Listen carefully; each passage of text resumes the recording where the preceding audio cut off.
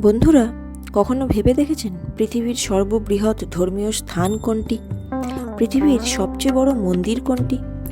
যদি বলি দুটোর উত্তর একই, তাহলে কি খুব অবাক হবেন? হ্যাঁ, কোনো গির্জা নয়, মসজিদ নয়, সিনাগগ নয়, বরং সর্ববৃহৎ ধর্মীয় স্থান হলো একটি মন্দির। এটি দক্ষিণ এশিয়ার কম্বোডিয়ায় অবস্থিত অঙ্কর ভাট মন্দির। প্রাচীনকালে ভারতের প্রচুর সমৃদ্ধি, শক্তি ও প্রাচুর্য ছিল। বহু রাজবংশ ভারত থেকে অন্যান্য দেশেও পাড়ি দেয় এবং রাজ্য স্থাপন করে। তাদের হাত ধরেই হিন্দু ধর্ম প্রচার পায় দূর থেকে দূরান্তে। এভাবেই দ্বাদশ শতাব্দীতে রাজা দ্বিতীয় সূর্যবর্মন তার রাজধানীতে প্রতিষ্ঠা করেন অঙ্কর ভাট মন্দির, যা আজ পৃথিবীর সর্ববৃহৎ ধর্মীয় স্থান। এই মন্দিরটি প্রায় 402 একর জায়গা নিয়ে স্থাপিত এবং এটি একটি বিষ্ণু মন্দির। পরবর্তীকালে বৌদ্ধ ধর্মের অধিক প্রসারে তৎকালীন রাজ্য ও অঙ্কর ভাট মন্দির বৌদ্ধে রূপান্তরিত হয়েছে, তবে একে হিন্দু বৌদ্ধ মন্দির বলা হয়ে থাকে। আজও এই বিষ্ণু মূর্তিটি সেখানে স্বমহিমায় পূজিত। পৃথিবীর নানান প্রান্ত থেকে বহু মানুষ কম্বোডিয়াতে জলে ঘেরা এই প্রাচীন স্থাপত্য দেখতে যান।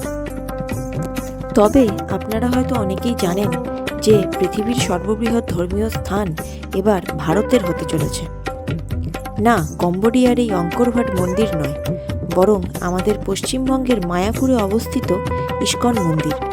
এই মন্দিরের কাজ এখনও চলছে।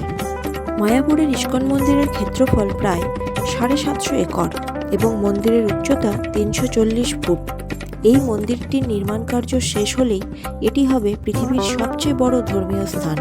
তবে অবাক করা বিষয় এটি যে কম্বোডিয়ার অঙ্কর ভাট হোক বা মায়াপুরের ইস্কন, দুটি মন্দিরের দেবতাই হলেন বিষ্ণু বা তার অবতার।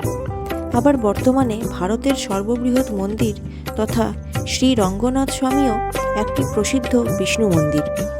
সদ্য তৈরি হওয়া রাম মন্দিরের শ্রীরামও বিষ্ণুরই অবতার। শ্রীকৃষ্ণ বলেছিলেন, ভগবান ভক্তবৎসল। তাই পৃথিবী জুড়ে আজ তারই প্রমাণ আমরা পাচ্ছি। বছরের পর বছর ভক্তের ভালোবাসায় তিনি সমৃদ্ধ, তার ভালোবাসায় আমরা ধন্য। বন্ধুরা, আজকের ভিডিওটি যদি ভালো লেগে থাকে তাহলে লাইক করবেন, শেয়ার করবেন ও আপনার মূল্যবান মতামত দেবেন। আর এরকমই আরও ভিডিও পেতে ঐশ্বরিক দীপ্তি চ্যানেলটি সাবস্ক্রাইব করতে ভুলবেন না। ধন্যবাদ, ভালো থাকবেন।